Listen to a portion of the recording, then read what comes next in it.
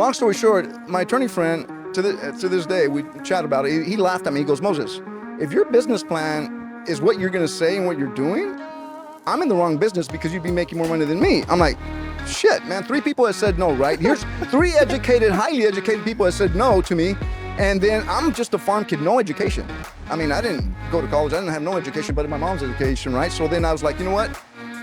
I got on my knees and prayed to God. I was like, you know what? I'm going all in. I don't care what people say.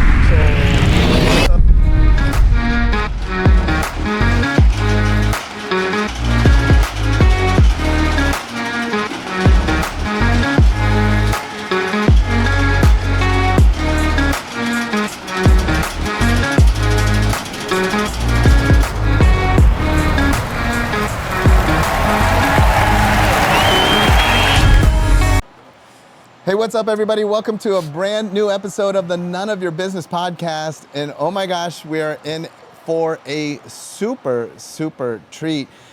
Just getting to know this individual, and already I'm so excited for this episode.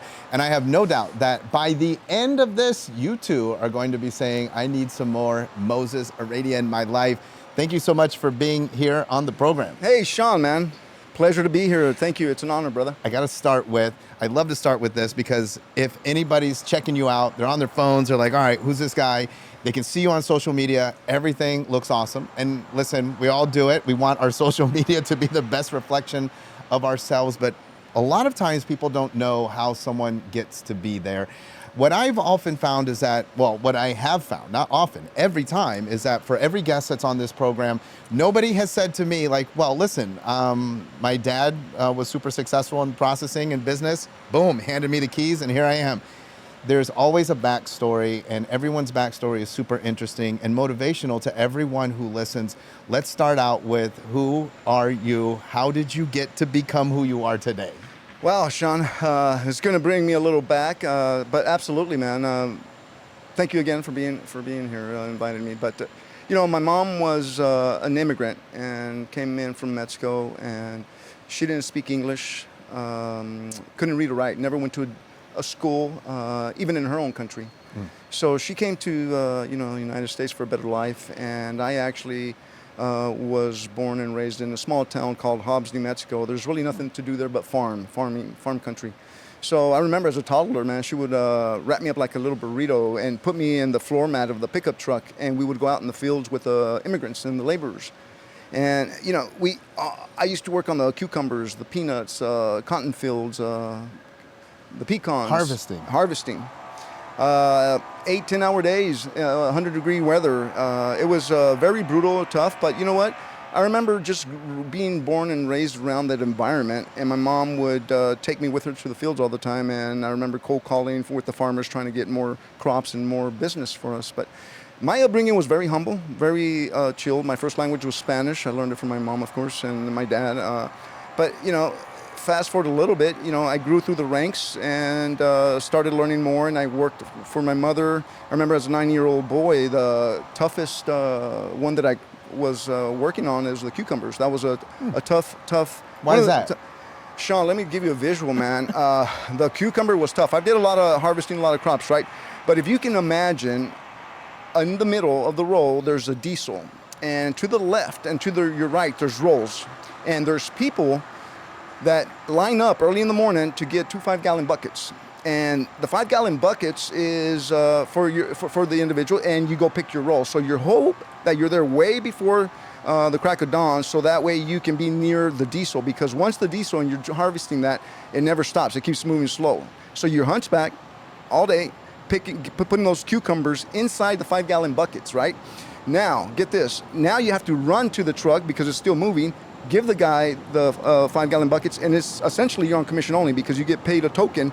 That token is 25 cents per bucket. Oh. So, you know, at the end of the day, you make as much money as you can, and you want a lot of...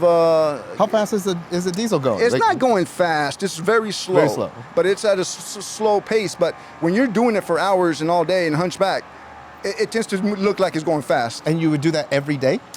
In the summers, yes. Wow. In the summers. I would do that in the summers. I did the cotton, the peanuts, the bell pepper, and the cucumbers, of course, and the pecans. So It was a learning experience. But you know what? My mom did it, Shawn. To give you an idea, she did it not because we needed to. She did it to teach me the value of a dollar and say, she used to teach me. Even. Well, yeah, value right? of a token, yeah. It was more like a token. Yeah, it was 25 cents, man. Yeah.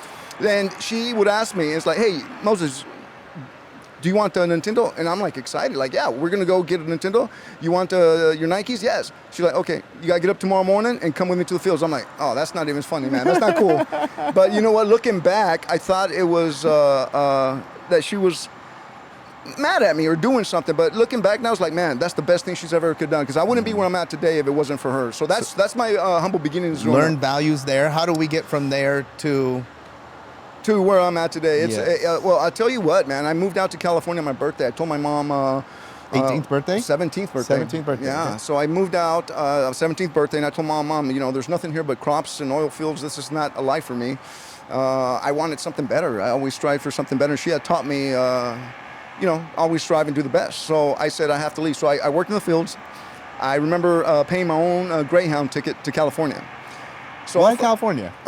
At that time, I lived in Rancho Cucamonga, Okay. Southern California. Okay. And today I live in Laguna Niguel. But here's the thing: I started working in the same industry I'm doing today as a young kid, and through that I was going through law enforcement. I was going to go do that, and I got a small degree, and I was like, hey, that's get a career, do that. But it was in my DNA. My mom had taught me, and she's always been a businesswoman. She had property rentals. She had Oh, wow. the crops. Yeah, she would. With no education. I mean, she's my mentor. I admired her. She was definitely someone I looked up to. So fast forward is I got a first job in merchant services. I was there for about 10 years, and I'll fast forward. So I started as a telemarketer, man, making $4.25 an hour. Then I went to sales rep, commission only. And then I went to territory manager, district manager. Then they offered me a promotion to be VP, vice president. So in 2003, Shawn, is when Global Processing Systems was born. And we're here today. It's been going on 21 years. I've been very blessed. Congratulations. And thank you, man. And for the most part, Shawn, is I actually build my foundation and my pillars on four things, man. I like to call those my 4 Gs, and that's God, goals, grind, and make a global impact. So, and that's what I really have done as a kid. So 2001, you create this company. Why? You're kind of scaling the ranks. Yeah. Why go out and create your own company? Well, check this out. It was in 2003, right? Or So they offered 2003, me a VP position in Louisville, Kentucky, and I'm a California guy, and I love California. I had my house here. I had all my friends. So they said, "Hey, Moses, I got a proposition for you. I have a position for you to be vice president for the second largest processor in the world at the time." So I worked for a pretty large company for 10 years, and at that time, I said, you know what? I'm going to go actually ask Shawn some advice for some friends that I know, right? So I was still young. I was making over 6 figures at this time. I was 28.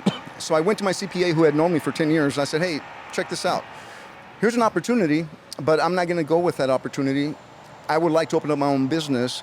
I want to cash in my 401k and go all in. And here's my business plan.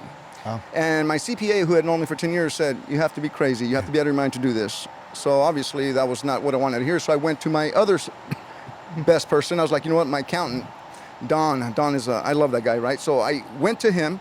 I said, hey, here's my plan. I want to do this. I want to cash in my 401k, go all into myself, and open my own company. And he said, don't ever do that. That's the worst thing you could do. I said, you know what? I have an attorney friend. Forget it. I'm going to go to him. He's going to say yes, right? Long story short, my attorney friend, to this day, we chat about it. He laughed at me. He goes, Moses, if your business plan is what you're going to say and what you're doing, I'm in the wrong business because you'd be making more money than me. I'm like, shit, man. 3 people have said no, right? Here's 3 educated, highly educated people have said no to me. And then I'm just a farm kid, no education. I mean, I didn't go to college. I didn't have no education, but my mom's education, right? So then I was like, you know what? I got on my knees and prayed to God. I was like, you know what? I'm going all in. I don't care what people say. So that's the rest is history. I have been blessed. I mean, we have been awarded by the Latino Business Associations. We've been awarded by the city. We've been awarded by so many different associations and companies that looked at us, and we have presence throughout the country. So it's been a blessing, Shawn. It's been really good, man. So tell me about Global Processing Systems. Who do you help? What are you helping them do? You know what? Here's the thing, man. We have clients like Domino's, Subway, Shell. Like we have the big brands, right? And we have the smaller guys. To give you an idea, if you're a small business owner and it's a one-man shop and you do credit cards out of your garage, let's say we can help you and enable you to have that where the banks don't. So the difference between us and the banks is we're laser focused on moving money and credit card processing only. The banks, they want your home loan, they want your refinance, they want your the money in your bank account.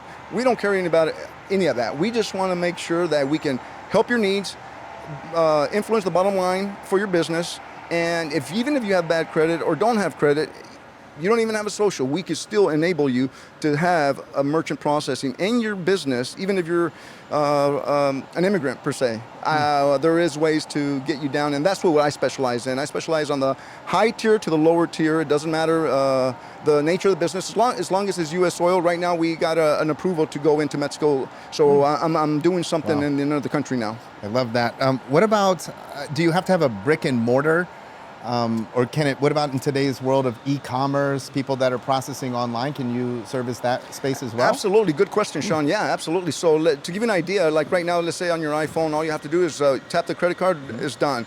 So we do gateways, internet, brick and mortar. So it doesn't really matter as long as you're a business, a legit business license, and you need a form of payment. So right now, everything is like cashless, right? So it's all about plastic, man. So we'll take it. I don't care if it's blue money, red money. Hey, man, as long as it's money, we'll take it. Crypto, we're moving on there. Moving into that. Yeah, we're moving into that space. Okay. We're moving into that space. I also wanted to ask then, this question, so I'm going to go a little technical, but not too technical, but in the world, in your space, there are so many competitors, air quote competitors. There's a lot of options, let's say options. And everybody tells you a different story. Like, oh, well, everybody's received that call. Hey, I can beat your rates. Well, when you dissect it, and I listen to my colleagues, like, oh, this one was $30 a month, and then this percentage, that one, no monthly, but then this percentage. At the end of the day, from your experience, how do we choose the best processor for ourselves? Man, that's a great question. I love this. Man, I'll talk to you all day about this stuff. So let me educate the listeners and what happens here, Shawn. So here's the beauty of the business. Check it out. My competitors are the big dogs, the financial institutions, the Wells Fargos, the Chase, the B of A's, all those guys, right? The difference between them, like I mentioned earlier, they want all the hands in the cookie jar and they want all the other businesses where we're just laser focused. Well, here's the funny part. The same rates that the card brands, and the card brands are Visa, MasterCard, American Express, all of those, right? Those same rates I have just like they have. Right. So the rates are the same. So now it's whatever global processing system is going to bill the merchant. So those guys, though, the banks and the financial institutions, they have to put more meat on their profit because they have so much overhead. They have so much other stuff. So that right there alone, but then here's another thing that also we're helping out the merchants. One of the things that the banks don't do that I do is we do what's called a cash discount. And what does that mean? That means that we could let the merchant know, who is the business owner, to pass on the fee. Some of the banks, they don't do that. Actually, all the banks don't do that. And we tailor it where the customer says, hey, I have a coffee shop, right? And it costs me, Visa charges me almost 2% to do the transaction. We're like, you know what?